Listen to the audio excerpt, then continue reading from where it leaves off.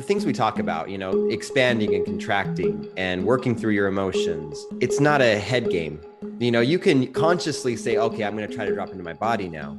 But if your nervous system is going into fight or flight, there's just not much you can do. And I think there's an element to physical shape and strengthening your nervous system that helps you feel the extremes. Kind of like this puzzle that we don't really know how it all fits together, but it does somehow. And we're all fulfilling someone else's experiences in a way that we agree to. So I wouldn't put it all on intuition or all on spirit guides or all on higher self or whatever. I think it might be a combination of many things. That those are kind of like those synergistic moments when we see that we're actually doing something, like we're completing a plan that our unconscious mind laid out for us. Does that make sense? 95% of our experiences are basically programmed. Like, we're not actually consciously creating until, and this was the fun part, they've done multiple studies on the brain, and they found that taking the quote red pill and being conscious of your experiences happens when you fall in love. I don't know how much what I can talk about, but just like having a dream and then communicating that dream, and then like, oh, I had that dream too, or just like little things like that you're like, how in the world do things like this line up?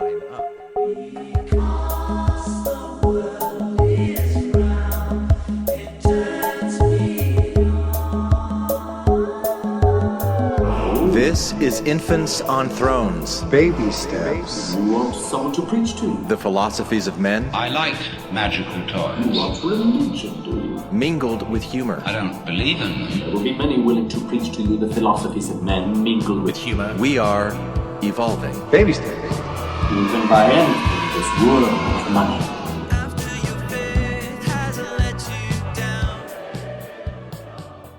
Look for the good in everything. Look for the people who will set your soul free. It always seems impossible until it's done. Look for the good in everyone. All right, welcome back to Infants on Thrones. I'm Glenn Ostland, and this is episode 746. What's the deal with synchronicity? And today I am once again joined by Shelise and Mike from the Mormons on Mushrooms podcast. And we were initially going to have Kimber Tiernan join us as well. Now, Kimber was recently interviewed on the Mormons on Mushrooms podcast. It's episode 50, exploring the Akashic Records with Kimber Tiernan. But she had a conflict at the last minute and she wasn't able to join. And the only reason I'm telling you this is so that you will understand the first few minutes of today's discussion, where I asked Shelise and Mike about a few things that came up in their interview with Kimber. And then we started talking about synchronicities and all other kinds of things that I hope you will find interesting today.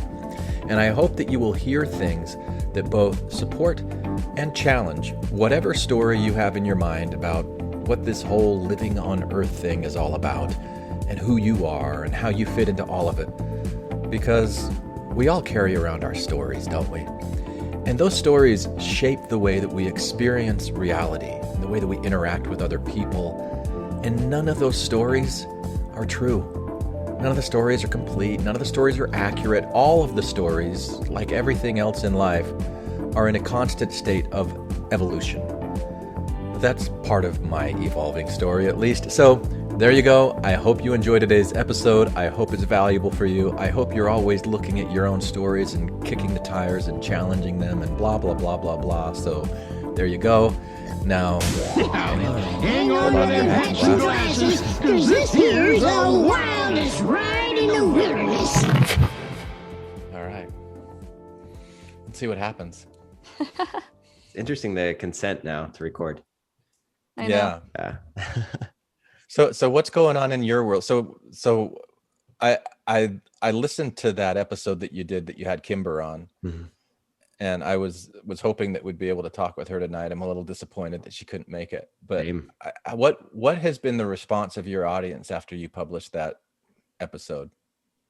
You know what? This one has really surprised me because when we were bringing it on, I was excited for it, but I was a little worried that our audience wouldn't be into it. But in terms of downloads, I mean, it's one of our more recent ones, but I think in the first week was our most downloaded episode we've had yet. Wow. Really? Yeah, which is super surprising. Wow, and that's then great. The comments have all just been that super fascinating. I mean, we've gotten some comments like, this is really into the woo. And I'm like, yeah, it's really into the woo. But I think Kimber, she has such a good energy and a way to approach it that it's super woo-woo, but it's approachable too. It feels grounded. Yeah. Yeah. To where it's kind of like, you can hold it kind of loosely or you can hold it however you want. But regardless, it's fascinating. Yeah. And she has said that she's gotten many, many clients from our listeners once it aired. She's like, within the first day, I got a whole bunch of calls. Yeah, when I used to have Krista Evans on, I had her on Infants on Thrones a few times, and I know she booked up after I would have her on, even though most of the audience and almost every single other infant panelist like hated when I'd bring her on. Really? Like, absolutely hated it. Yeah. Yeah. Yeah. But yeah, there are a few people I know that she still is working with as a result of that, and that was years ago. So that's cool. The part that I thought was really brave of you guys was at the end where you got vulnerable and she was talking about your mission and the mission of the podcast and the role of like healing people in the community through the podcast. Have people responded to that? I haven't gotten any response to that part of you, Shelise. Has anyone talked about that? Not that I can recall. I mean, that was a couple of weeks ago, wasn't it? Yeah, you know what? Horrible memory. We have had a few comments, but they've been positive because she talks about the ripples that we're creating. And she's like, you don't understand the ripples, the impact right now. And we've had a few people reach out and be like, I'm part of that ripple, so thank you. I'm like, oh, that's really nice. Cool. Yeah. And that part was interesting just because, she talks about getting into warrior shape for the mission and to stop partying. What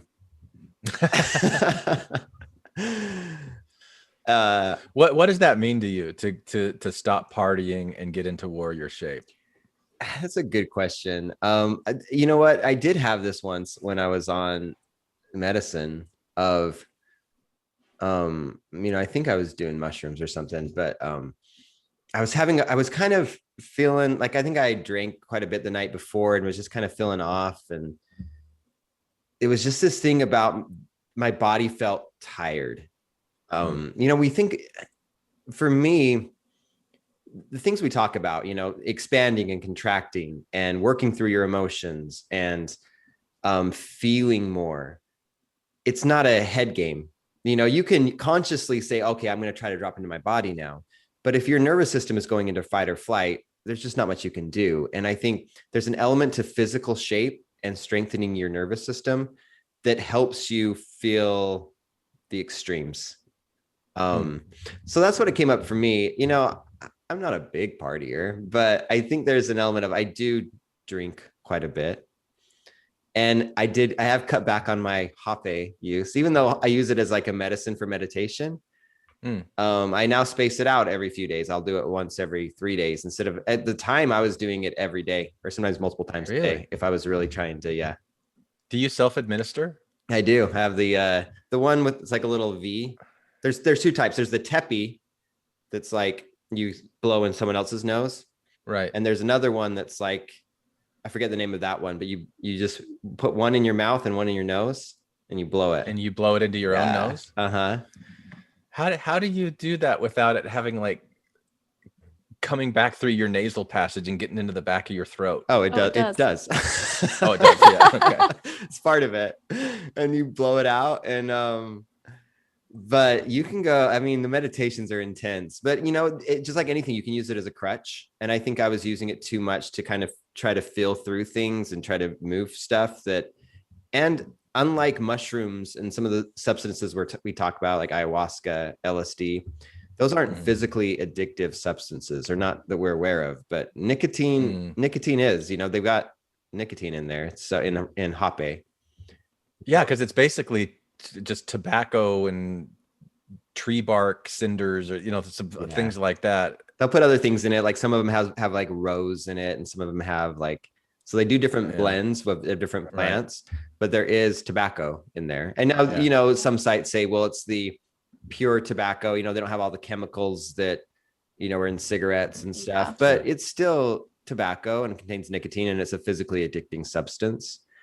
And so did you feel like you got addicted to it?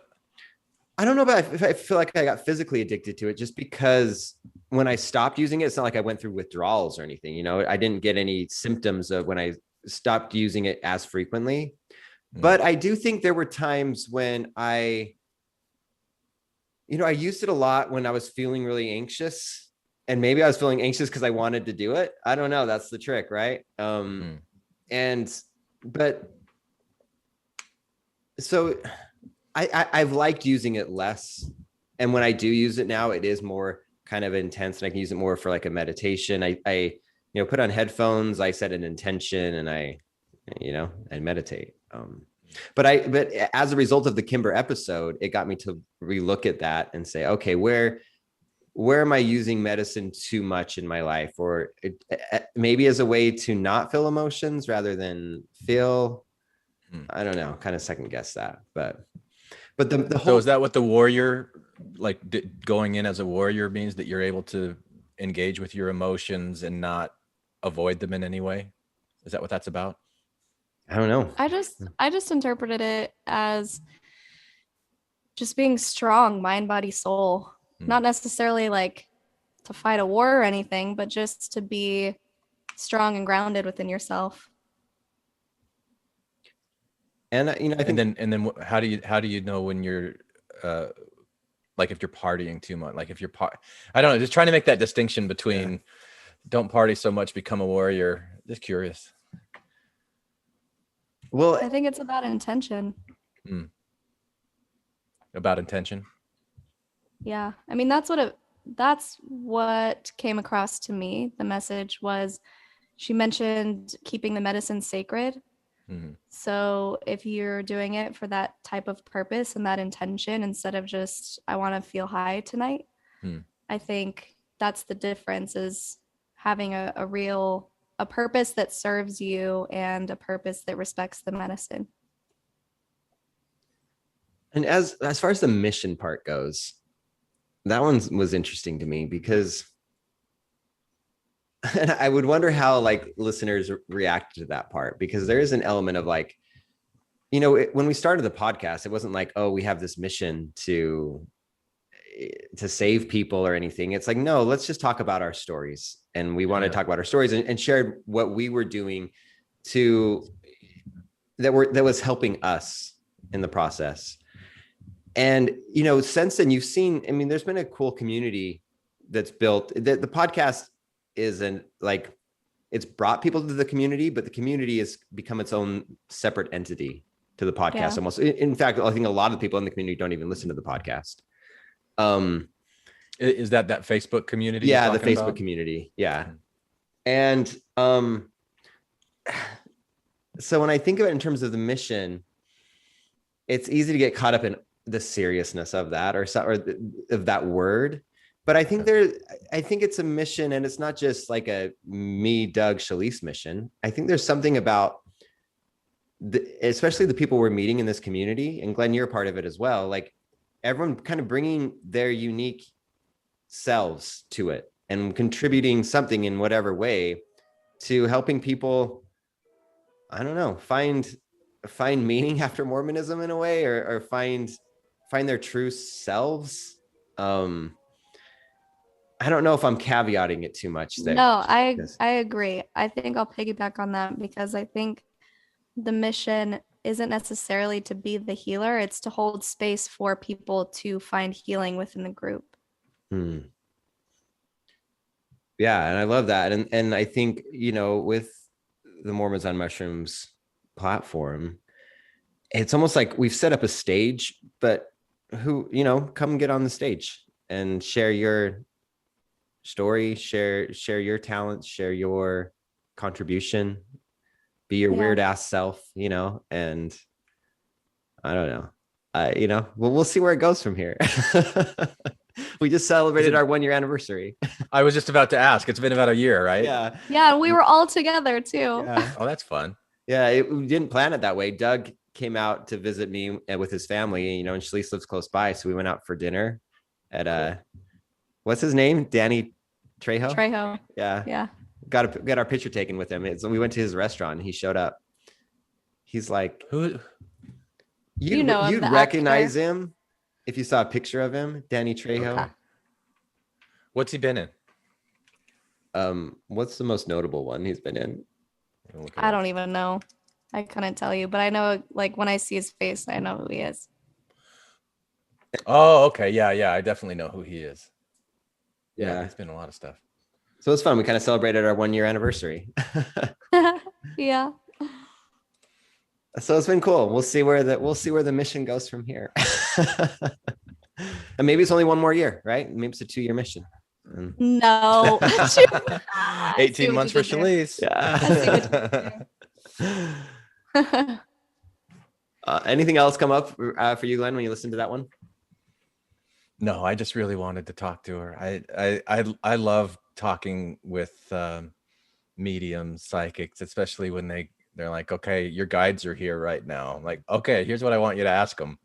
I love throwing those pitches out there and seeing where they hit them on the field. It's just fun. It was interesting because I felt like her responses really resonated with me in a way. Yeah. They felt genuine. They felt it felt synchronistic in a lot of the stuff that was coming up for me. Synchronicity. Yeah. I had something come up recently on synchronicity. Ooh, please share.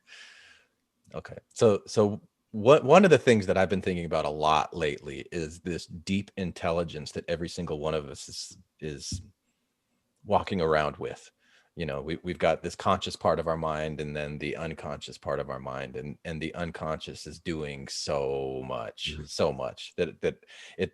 So I started thinking of it as kind of like the crest of a wave, like you've got a wave on the ocean that has the little white head up on top of it, that's kind of like our conscious awareness. And then the wave itself is the unconscious that's doing all of the stuff that our bodies have to do to stay alive. We don't have to give our body instructions on circulating the blood or regulating our hormones or all of the things that our body does. There's just so much deep intelligence within the cell, every single cell of our body.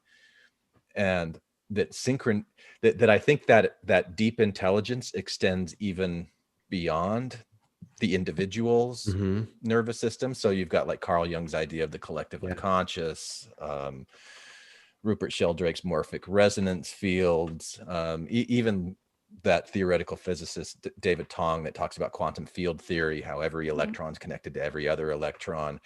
I've thought about it. Like, remember that game where you would take 2 paper cups and you'd connect them with a string, and you'd hold one up to your ear and the other one would talk into it. You'd be able to hear it, through the vibration through that string. Yeah. Like, if everybody is really connected at this subatomic energetic level, it's like we all have these strings that are attached to each other, where there's some kind of communication, there's some kind of intelligence that's being passed, similar to what happens with our unconscious mind, but at like a larger community level.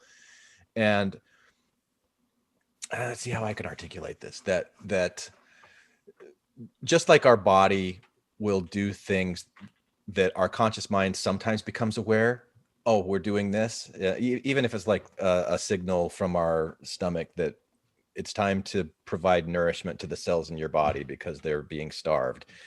Like that stuff's all going on. We get these little cues those are kind of like those synergistic moments when we see that we're actually doing something, like we're completing a plan that our unconscious mind laid out for us. Does that make sense? So it's like when conscious and unconscious meets. Okay. Yeah. So I don't know if I explained that well. Are you talking about like you then become aware of what your unconscious mind was doing or like had set out to do? Yeah. Laid out?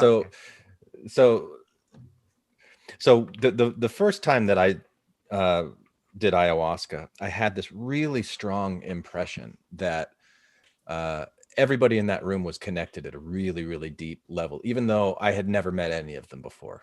And the word that kept coming to me was conspiring, that we've all been conspiring with each other, making plans with each other, doing things for each other, even though that isn't something I was ever conscious of. I'm not communicating with them at that level of conscious communication, but there's some kind of energetic, psychic, some other kind of communication that's happening. And that a moment of synergy is when you become aware of that for a split second, that, okay, like all of these unconscious things that we've been conspiring to, we did it. Like, I'm going to meet you at this place at this time. And then you do meet that person and you've never actually seen them before, but there's like a deep part of yourself and a deep part of themselves that made the agreement or something. Yeah. So did something come up for you with this, or did you recognize one? I mean, no, my whole life has been. I was talking with Cammie about some of the synchronicities that brought her and I together, and just I don't know how much I can talk about, but just like having a dream and then communicating that dream, and then like, oh, I had that dream too, or just like little things like that you're like, how in the world do things like this line up? So I have a story about that recently. All right. And I think I can share, because I won't share her name, but I have someone that I work with, and I was getting drinks with her, and it's like a mentor mentee type thing. We were just talking about woo stuff. We talked about work for the first 15 minutes and we just got into the woo, but like we were talking about dreams. And she was asking me questions about it because, I was talking about how I work with my dreams and write them down and analyze them. And, and she was kind of asking, she's like, I keep having recurring dreams about somebody. And she's like, well, what? I don't know if I should reach out to them in the waking world or what's going to happen. And I'm like, it's interesting. Sometimes I've had dreams of like a girl I knew in high school that I haven't thought about in 20 years. And even in high school, it wasn't like she wasn't a crush or anyone I really thought about in high school, but she appeared in my dream. And then that week, she sends me a random Facebook message. And I've never talked to her in 20 years, but I just had a dream about her the week before. So I told her that story because I was just like, look, first step is when you're looking at a dream, everyone in the dream is a part of you. And so think of it that way. And what does that person represent in your psyche? But then I'm like, but you could take it one more step and say everyone in this waking world is also a part of me.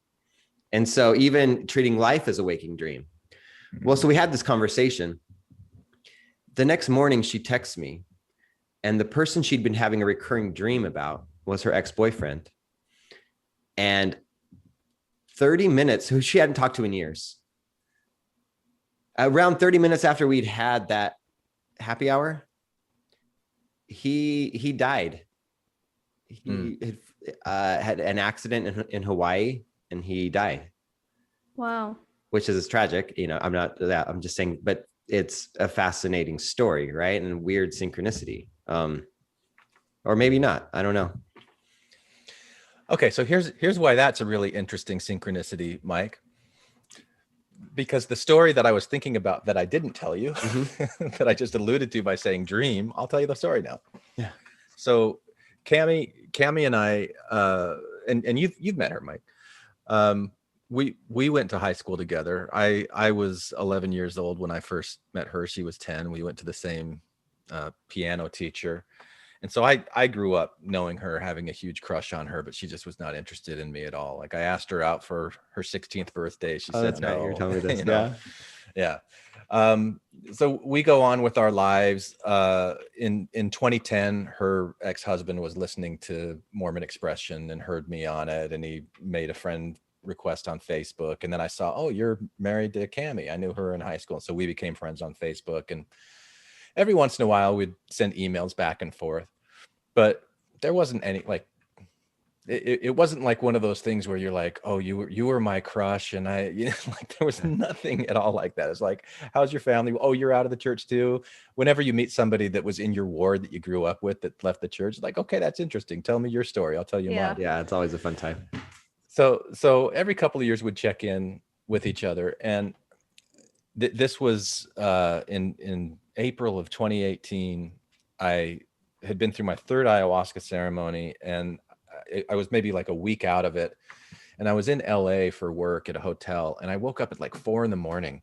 from this dream where I had dreamed that she and I had some really close connection. Like that even though we knew each other as kids, there was much more. There was a much deeper connection, and it was really special and something that neither of us really were aware of. And I got on Facebook and I sent a message. I said, hey, I just woke up from a really interesting dream about you, which I know is kind of a weird thing to say to somebody on Facebook, because I hadn't had any interaction with her for probably 1.5 years or 2 years. And then I kind of forgot that I did it. And like a 1.5 months went by. And then I heard from her, and she's like, you know, I haven't been on Facebook for a long time, but I felt kind of like I should go on and Messenger. So we talked for a little bit, and then that was it. Her husband was upset that she was communicating with me, so they stopped. Then like 6 months after that, when they decided to split up and she reached out to me, was when my wife and I had decided to split up. And so like both of us kind of at the same time were coming out of our marriages, and we're like, okay, well, let's explore this thing. And just boom, like the hugest, like you've talked before, Shelise, about twin flame kind of stuff, is like so many synchronicities. The first night that we met in person, we were walking around this lake, and I see a shooting star, and she's like, oh, I want to see a shooting star. And then there was another one that came right then, and she's like, okay, that's all I need to know. We've got these synchronicities. So all these like little cheesy things, like my first name is Tao, and her name is Cammie, Kami, and the Japanese for Kami means divine, and for Tao, the way. And you put the Chinese character for Cammie together with the Chinese character for Tao, and you get the name Shinto, which is the Japanese religion kind of thing. So she and I are anyway, it's just really all these cool little, that's great, little things that, so now our story with each other is that we've got this soul contract where we're helping each other with our karma to heal our karmic wounds. And it's so cool being with somebody to have that kind of a story, so that anytime we have an argument or anything like that, it's like, okay, we're healing some karma right now. We're healing this. So yeah, so we were having that conversation about synchronicity, Mike. So it's funny to me that the example that you gave of synchronicity was somebody having a dream of somebody that they hadn't seen from high school in 20 years. Anyway. Yeah, kind of described what happened. Another synchronicity. Yeah. And I don't know if I'm going to publish any of that because it's kind of weird to talk about. Oh, it's not weird if I love that story. It's like, yeah, I think it's weird. Yeah, it's kind of, it's still, you know, it's because it's hard for me to be as, and this is probably stupid because people who listen to me probably think, Glenn, you've gone way on the woo edge. You shouldn't feel skittish about going into woo, but I still do. I still feel really like, is that real, or am I just making it up? And there's that part of me that judges that still, you know? Yeah. I even get it in the sense of like when thinking of it came up for me recently with it. I was so one of someone in the Facebook community, she's starting her own podcast, and she invited me on to kind of be a guest, and she wanted to pick my brain about starting a podcast and stuff today. And we were talking about she was talking about how she's like waking up to her psychic gifts, and she's meeting all these cool people who have these amazing gifts, and she's talking about how this is only the tip of the surface, like things are going to get weird. Yeah. And I'm like, yeah, it kind of reminds me of like visions and blessings of old are returning, you know? And so it's kind of like, am I going back into that? But, There's something about leaning into the synchronicities, and I talked about this when I was talking about with her today. The podcast is one of the first things I've done where I feel like I've approached it from more of a feminine energy perspective, where like, going to school and getting a degree and working and climbing the corporate ladder has been very goal oriented and masculine and driven. Whereas the podcast has been more leaning into synchronicities, waiting, sending out a vibration, waiting to see what comes into my world, like with the feminine energy, and then using the masculine energy to greet it. And the results have been, it's just been such a cool year. We were reflecting on it, we went to dinner. It's just met so many cool people and so many things that my masculine side would never have set out the goal to even do if I was leading from my masculine. And so I think there is that thing when you're following the synchronicities, you're looking for the breadcrumbs of things that are coming into your realm and responding to those instead of saying, I know better. You're meeting your subconscious in a way that you were talking about. That's it. Yeah. And trusting it. Yeah. And trusting that deep intelligence that's really running everything, that I think that somehow I'm smarter than that I know what to do, that I can direct that intelligence rather than listen to it and let it direct me. Yeah. Somehow Are they even separate? What's that? Are they even separate though? Yeah, good question. Talk about that more. Well, what do you mean? When you're saying, can you direct the consciousness within yourself? That's kind of like the recording you sent us. Like, can your tongue lick your tongue? Lick itself. Yeah, lick itself. Yeah. Is it really that different? I think that they're connected. It's just about the awareness that's attached to both of them. Yeah. You don't have much awareness attached to your subconscious. Yeah. Yeah. It reminds me of that ayahuasca experience I told you guys about when I first talked with you, that I was struggling. And finally, when I got through that struggle, my inner self was saying, all right, that was cute. What was that all about? Like, I don't want ego death. I don't want to be obliterated. I don't want to be irrelevant. And the answer was that this isn't an ego death. This is a marriage. This is bringing it's not. So I think to your question, Shelise, it's not that there's these two separate things, but the ego is the extension of this larger unconscious intelligence. But because it's unconscious, that means it's unaware.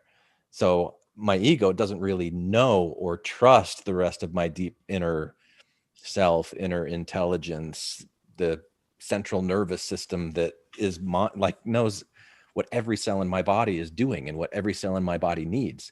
That's not information I'm holding in my conscious, waking, egoic mind, but I have that in my deep inner self.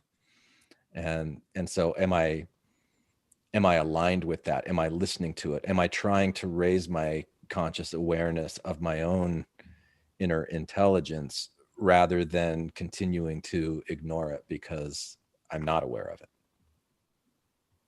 Yeah, you're almost saying like we're not separate, but the ego believes it's separate. Yeah, unconscious means unaware. Yeah, and we experience so much from that seat of the ego. All of it, everything we experience. Like we don't any conscious experience is an egoic experience. Well, this is actually a topic that Mike came over. We were watching a Gaia live stream with Bruce Lipton. Are you familiar with Bruce Lipton? Yeah. So we'll send you a t-shirt, Glenn. Nice. Oh my gosh.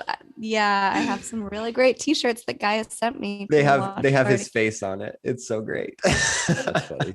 They're not that great. So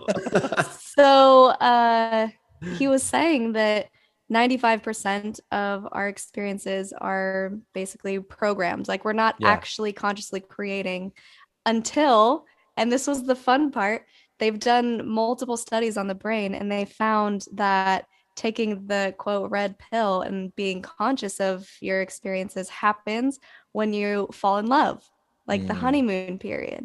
And they were trying to figure out, well, why is it different? And it basically reversed. Like, when you fall in love in that honeymoon period, you're creating 95% of your experiences and only 5% are unconscious. And they figured it out. It boils down to presence, because when you're with that person, nothing else matters. You're fully in the moment and you're not using your logical mind to try and figure things out. You're just enjoying each other. And so I think that says a lot. If we can get ourselves into the honeymoon state of living our lives, get in love with your job, or be in love with a new hobby or whatever it is that makes you so incredibly present, then you are in that creative state of building your life instead of just putting yourself on repeat. Interesting. Yeah, I saw something that he did several years ago where he went into a lot of detail about what cells in our body do. And how the cells in the body, like the cell is itself a living organism, very much like a human body is an organism, and the cells have the equivalent of a stomach, or a digestive system or a circulatory system or a nervous system, and the membrane of the cell will open up and allow some things to go in the cell. It will allow some things to go out the cell, and it's almost kind of like a shape. If the shape fits, like if the molecule fits, then it knows, okay, I can open up this. If the molecule doesn't fit, then it keeps it closed. It was really interesting as he was talking about what these cells do. And I'd have to go back and watch it again, because it's probably been 3 or 4 years since I saw this. But it was really, it really a game changer for me, thinking about, I've got trillions of these living entities inside of my body. They are my body, that are all communicating with each other rapidly, sending information back and forth. In one of the points that he made was, in the nucleus of every cell is the information to become any cell in the body. It could become a white blood cell or a red blood cell or a neuron or a fat cell, whatever it needs to be. And that's not information that I have in my conscious mind. I wouldn't be able to go and say, okay, you cells here, you go there, you become this, you go here and you become this. It's just doing it. That intelligence is already there and it's happening. Yeah, I found that really interesting, which almost pushes me more to the side of we aren't really connected to that intelligence. It makes me think, yeah, we are just literally in skin suits. We're just souls in skin suits. That, because he said if you were to take out a digestive tract and put it on the table, even without a brain, it would still digest whatever you put in it, because it has its own brain in a way. Yeah. The brain just says, we ate, it's time to digest, but it doesn't actually give instructions on how to do it, because the digestive tract already knows. And so it makes me think, well, yeah, I think maybe we aren't really connected to this central intelligence of our body. We're just driving the machine with our brain or with our soul. Yeah. And it makes me wonder, how much of the machine are we really driving? Or it just feels like we're driving it, that kind of determinism versus free will. If we're really just along for the ride.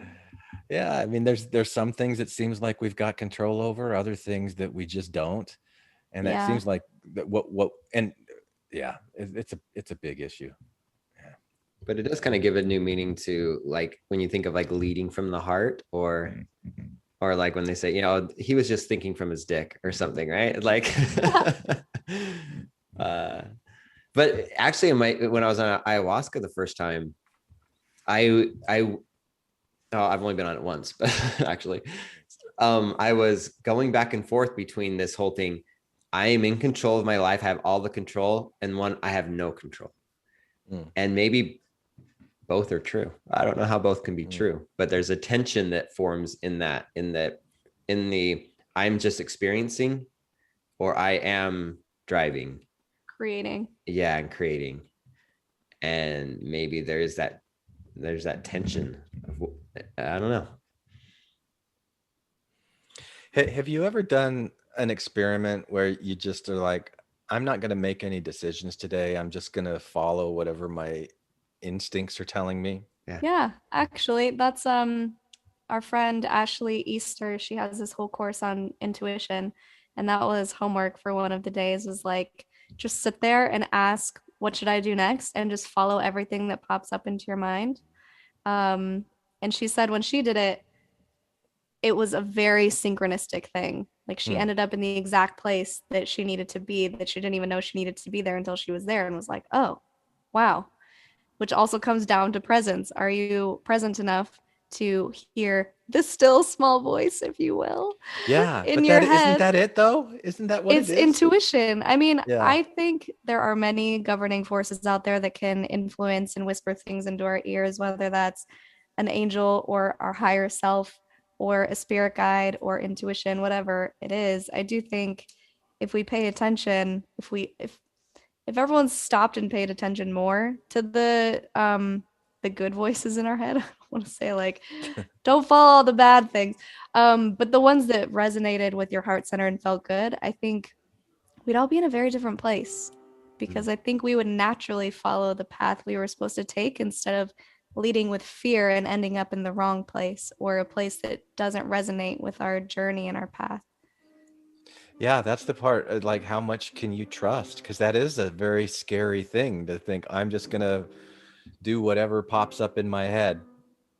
Yeah. Well, one thing that I really loved in the book, it's an ebook on Audible, or an audiobook, sorry, from Marie Monuchehri, How to Communicate with Your Spirit Guides.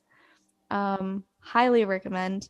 But she's saying that if something comes into your thoughts or your brain that doesn't feel like it's in love, then it's not your guides talking to you. It's probably just like a fearful thought.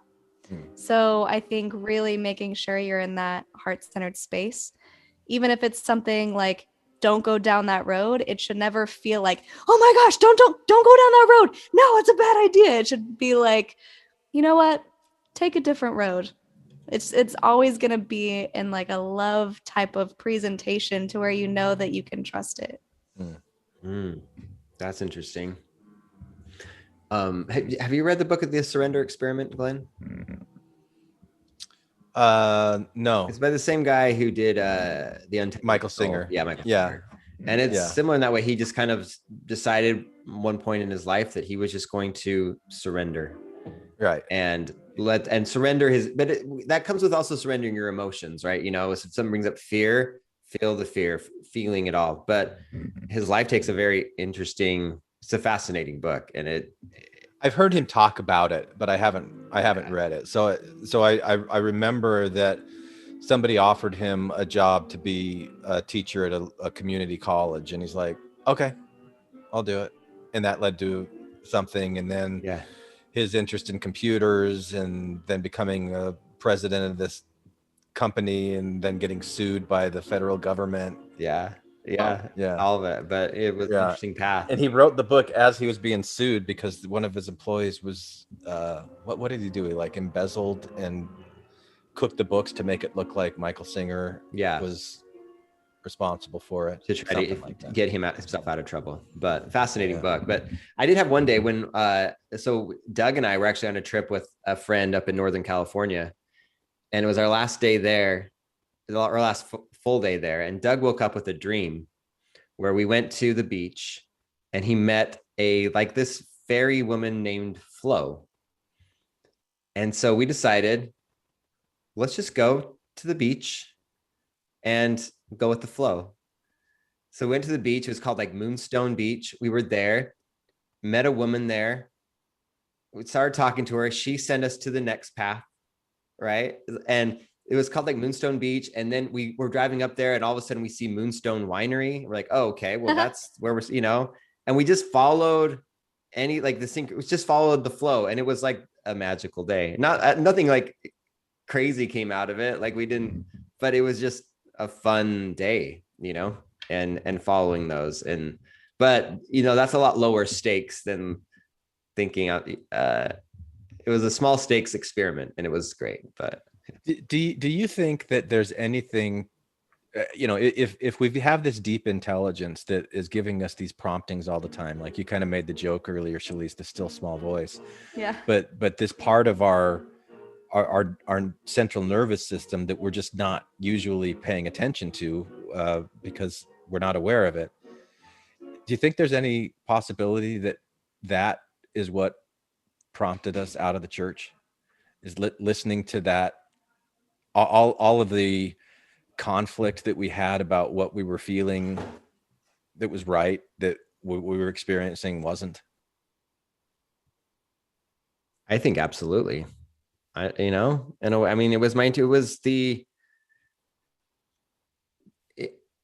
the cognitive dissonance that was, I mean, wouldn't that be the cognitive dissonance, I guess? The cognitive dissonance is the ego fighting against that deeper inner self. Yeah. And saying, so I remember like in Prop 8 feeling like this is not right, but then having the ego be like, no, this is like the prophet says but the this. brethren obey. Yeah.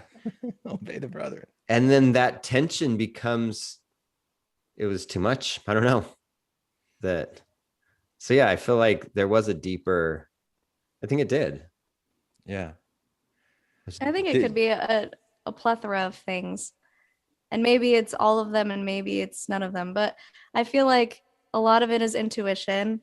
A lot of it could be part of this bigger soul contract that we agreed to before we came. It could be fulfilling part of someone else's story. Maybe you leaving, let me just take my own story. Me leaving the church could cause my extended family to know what it feels like to not really approve of my decisions, or kind of like this puzzle that we don't really know how it all fits together, but it does somehow. And we're all fulfilling someone else's experiences in a way that we agree to. So I wouldn't put it all on intuition or all on spirit guides or all on higher self or whatever. I think it might be a combination of many things. But when you say the soul contract, wouldn't it be your intuition that kind of leads you to what your soul contract is? It could be. It Yeah. could just be like a higher knowing, maybe even extraterrestrial nudges. Who knows? A little flesh. I think it could be a lot of different things. I kind of think of all of those lots of different things as basically the same thing. I mean, technically, if you want to think of it in terms of everything in the universe is connected, but I think we're such at an individuated state of consciousness that it's easier to put things into little boxes and think of what is coming from what. I don't know. That's just my perspective. But they would probably all come. I wonder if they'd all feel the same or not. But I guess that's when you get really in tune, right? Where you're like, oh, this is coming from my guides, or this is coming from, I don't know. This would be a great question to ask Kimber, actually. Well, and everybody's going to be guided to different places, because it's not like a one size fits all, whether you're supposed to be in the church or you're supposed to leave the church, or, you know, if you've got these soul contracts, everybody's got to play a role and be someplace there's a benefit being anywhere, doing anything that, I don't know. I guess what I'm trying to say is that if there's that deeper intelligence that prompted me out, it might be my dad's deeper intelligence is saying stay in, because that's the best place for him for whatever experience he's here to experience, or however that goes. I don't know. Yeah. And it could be in a way that, like, if we're all here for like a certain vibrational experiences and to learn different things, you know, Shelise, you were kind of talking about soul contracts, and, you know, maybe in one, I'm playing the perpetrator, so someone else can know what it's like to be the victim, and I'm the perpetrator. And maybe their soul wants to know what it's like to really stay in a orthodox repressive religion for a long time. And so that's an interesting thought, that what if they're listening to their intuition, if it would keep them in the church or lead them out. I don't know. I mean, I'd hope it would lead them out, but yeah. I think I don't know how to say this. I don't feel very articulate tonight. Neither do I. I still have like sick brain. I'm like, can't gather my thoughts. Right. Yeah. I guess what I don't feel comfortable thinking that the decisions that I've made in my life are the right decisions for every single person to make in their life. And because then that puts me once again in that place of judgment where I'm setting myself up as the standard that anybody who deviates from what I think is the right thing, that then they're wrong. And I'm right. I don't want to do that anymore. I agree with that. And I feel like we all have separate paths, but I guess where I'm grappling with it right now is that I don't believe anyone's hero's journey is within a religion that says this is how you should live your life.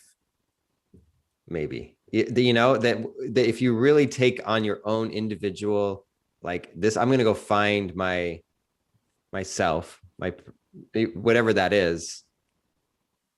I just don't know if you can do that within Mormonism or a religion like that. I don't know. I feel like, or maybe your journey is to work within that religion in some way. I don't know. I guess my thought is, and maybe it's just my ego wanting this to be true, I don't know, is that if you were really to follow your soul's path, you would have to be out of something that told you how to live your life.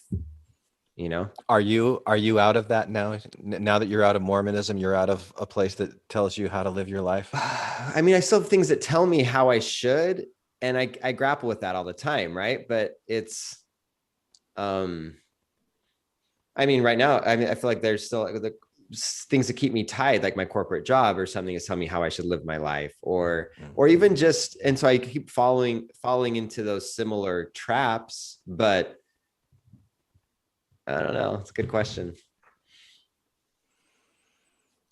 So then do you think that anybody who stays in the Mormon Church is not following their soul path?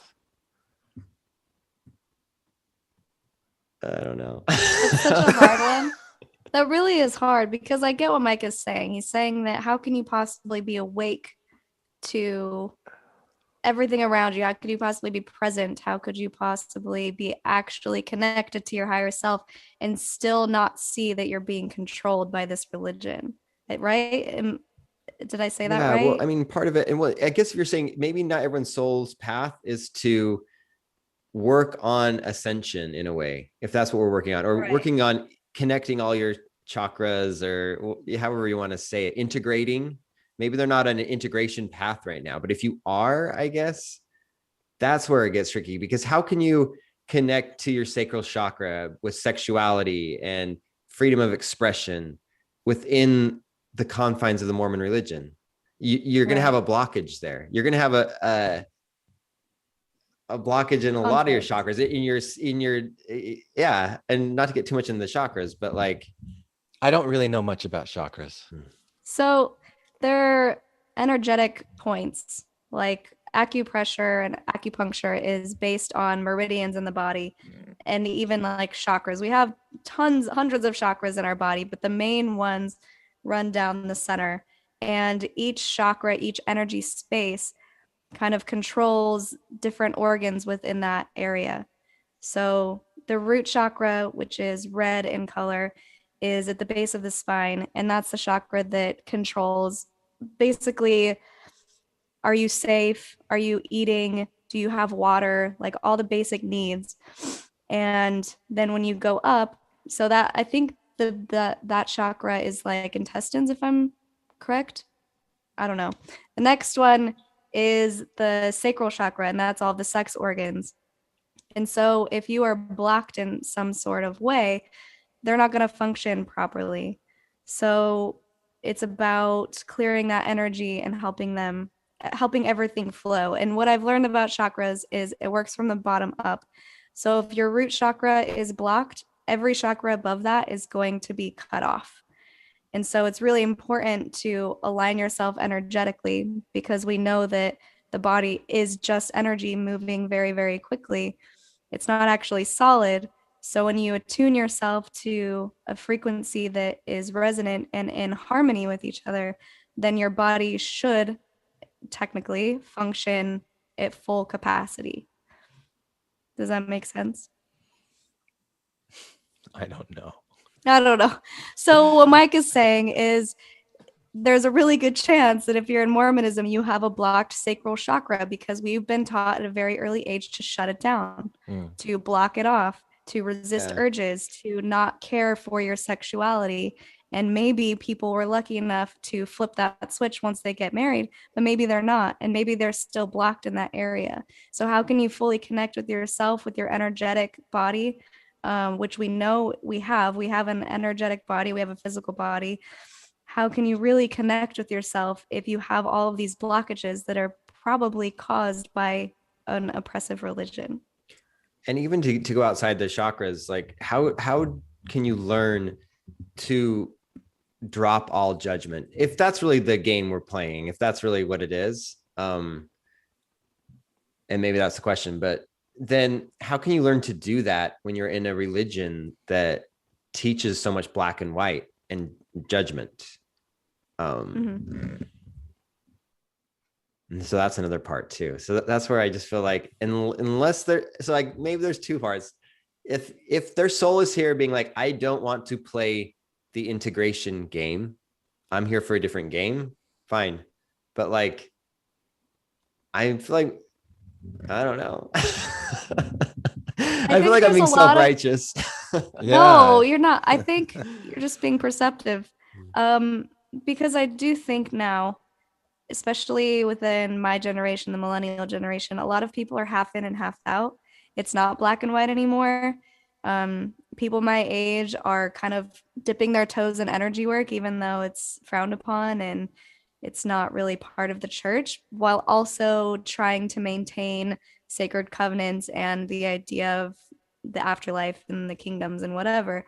I think you're going to start to see more people breaking off into their own flavors of Mormonism because they are waking up to themselves and they're waking up to the world around them and they're realizing that it's not so black and white. That's what I'm seeing and noticing. Interesting. Everyone's embracing that everyone's really a cafeteria Mormon, because Mormonism can't even decide what's even on the table, right? On the menu. Right? Like you can't even have your own planet anymore. What's the point? Is that a thing? Have they come out and said that? What? Yeah, it's a huge. I'm so shocked that you haven't seen it. It's been plastered over. I'm so unplugged from all of this stuff. I really am. Yeah, it's on every post-Mormon page, like people posting articles about it and being super pissed off because in a Q&A section, which is directed at people investigating the church, it has all of the controversial questions about Mormonism, and they're basically backtracking on a lot of stuff. And getting your own planet is one thing. It straight up says like, no, that is not doctrine. We've never taught that. Like gaslighting everybody who ever learned that they would get their own planet. Where is that? It's on the church website. No. I mean, but the doctrine, the teaching that people will get their own planet, because I remember when I was in as a TBM and ex-Mormons would use that like to throw stones. I'd like, it doesn't say that anyway. It's not that you get your own planet. It's that you become like a god. Like God doesn't have a single planet that you get a planet. And that's, I was like, you just become like a god, whatever that means. I don't know what where I've been seeing, you get a planet comes from. I've been seeing a lot of people posting actual prophets in their general conference talks talking about it. And I think it comes from DNC, right? DNC or Abraham. I think it's DNC that mentions it. And maybe it's the way people interpret that.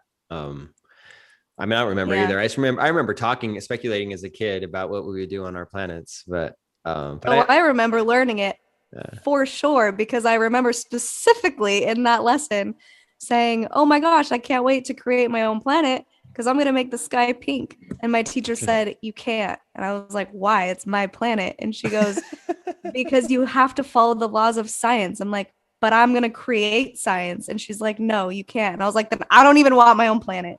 I was so mad. You guys I specifically remember being taught that. Yeah. Do you guys feel like we'll be our own planet someday? Be our own planet? I don't want to be a planet. You don't want to be that's one of the things that Wendy Kennedy has said, that intelligent beings in the 12th dimension, what they do is they focus their attention and they create the planets and the solar systems, and they're the intelligent energy that is responsible for this whole container that we're in, universe, galaxies, planets and stuff. So yeah, maybe you have to have a strong nervous system with that, right? To like really feel all of it at once, all of Earth at once. Jeez. Huh. Yeah, fascinating. Anyway, I guess where I land on it is this right now. The whole thing about like, I was just thinking about it. Can I articulate it on this whole integration thing in the church? Like, now this is my current view and I can hold it loosely and be changed. I think that's a big thing. We should hold everything loosely. But if people were really following their intuition, it would lead them out of the church.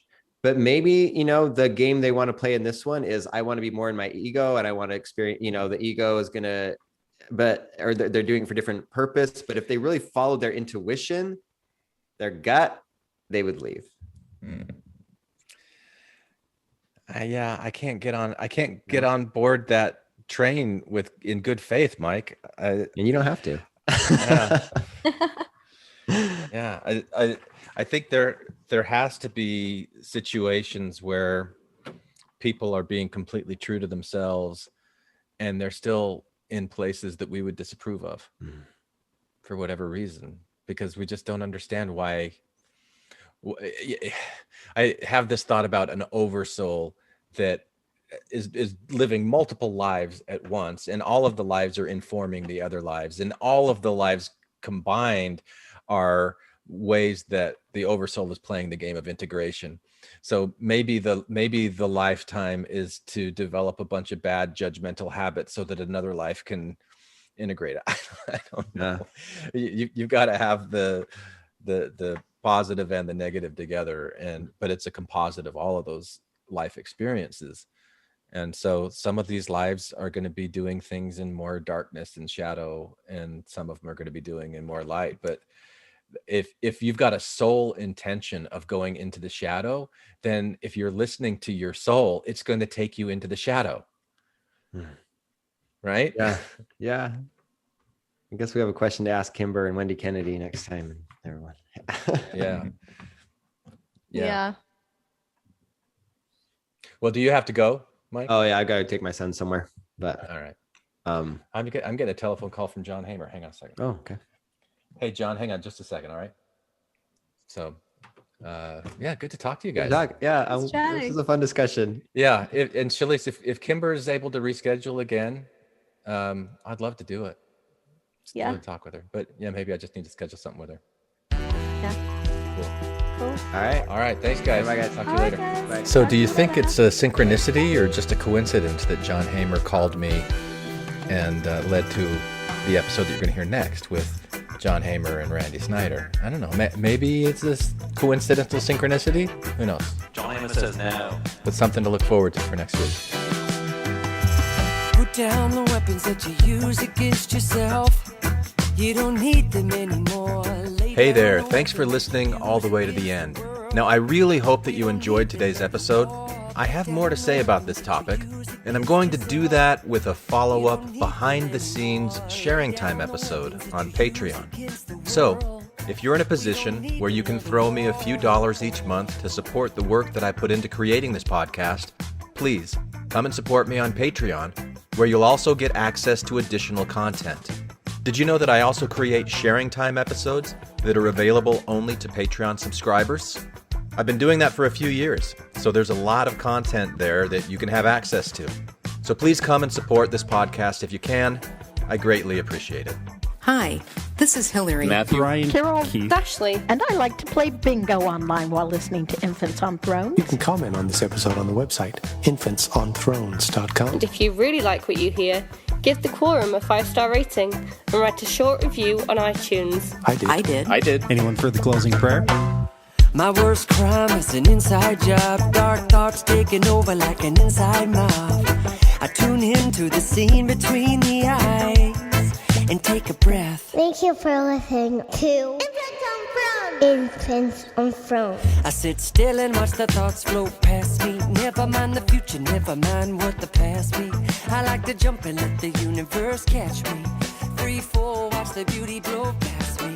I keep my pockets light, destination in sight. Keep my actions elevated to compassionate heights. I'm walking past the fight, laying down on Sunday night. Choosing love when I pick up this mic, so we can make love.